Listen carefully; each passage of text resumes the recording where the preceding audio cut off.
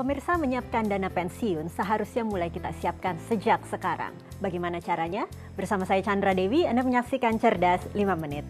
Dan bersama saya di studio Metro Manulife telah hadir Bapak Nur Hasan Kurniawan atau Pak Nanang, Chief Employee Benefits dari Manulife Indonesia. Selamat pagi Pak Nanang. Selamat pagi Mbak Chandra. Pak Nanang, ini berbicara mengenai cara mengelola dana pensiun. Apa yang perlu kita ketahui ya tentang pengelolaan dana pensiun ini Pak? Jadi kalau kita bicara dana pensiun ya, sebenarnya di Indonesia itu sudah ada namanya program dana pensiun yang disediakan oleh DPLK, Dana Pensiun Lembaga Keuangan. Ini adalah suatu program yang kalau kita bicara secara payung hukumnya ya, sesuai dengan Undang-Undang nomor 11 tahun 92, di mana pemerintah memberikan suatu program bagi pemberi kerja dan pekerja untuk ikut program pensiun sukarela.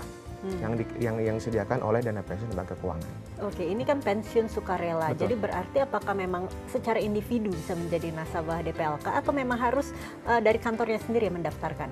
Bisa dua cara Mbak Chandra. Jadi istilahnya bisa kantornya atau perusahaannya dia ingin menyediakan dana pensiun buat karyawannya, tapi dia tidak ingin mendirikan dana pensiun sendiri atau dana pensiun pemberi kerja.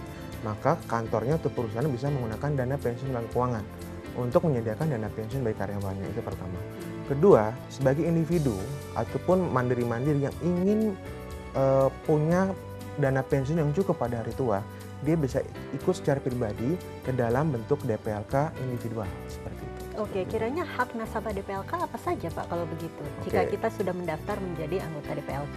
Haknya sebenarnya karena ini dana pensiun, hak pertama adalah menentukan usia pensiun, Mbak Chandra. Menentukan usia pensiun, dia mau pensiun itu kapan, itu pertama. Kedua, kemudian dia juga harus memilih investasi. Dia boleh memilih investasi yang disediakan oleh DPLK.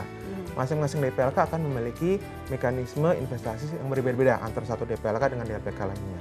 Terus kemudian hak yang ketiga adalah peserta boleh mendapatkan informasi berapa jumlah dana yang telah ditempatkan dalam DPLK. Nah, informasinya bisa berbentuk dalam laporan rekening atau kalaupun DPLK memiliki media online bisa melalui internet atau menggunakan telepon. Terus kemudian hak yang keempat adalah peserta juga berhak menunjuk pihak yang ditunjuk jika peserta meninggal.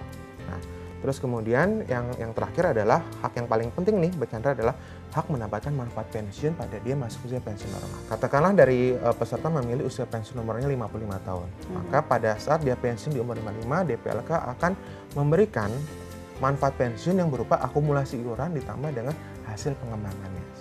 Dan juga investasinya kan tadi cukup transparan ya Pak, ya berapa dana dan diinvestasikannya kemana juga cukup transparan, bisa dilihat oleh nasabah. Nah, apakah ada perlindungan bagi peserta nasabah DPLK? Kalau di bank kan ada lembaga penjamin simpanan. Kalau DPLK bagaimana Pak? Oke.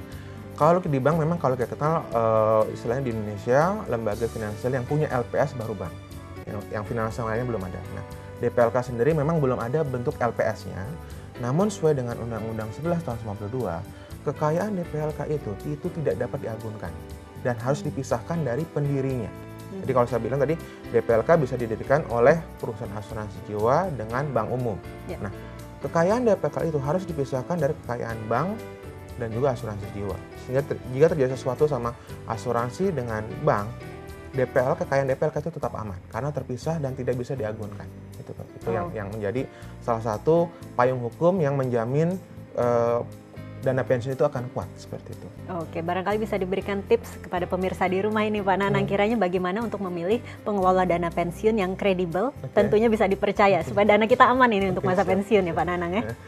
Mungkin saran saya ada 3 ya Mbak Chandra. Pertama adalah memilih suatu DPLK dengan pendiri yang kuat.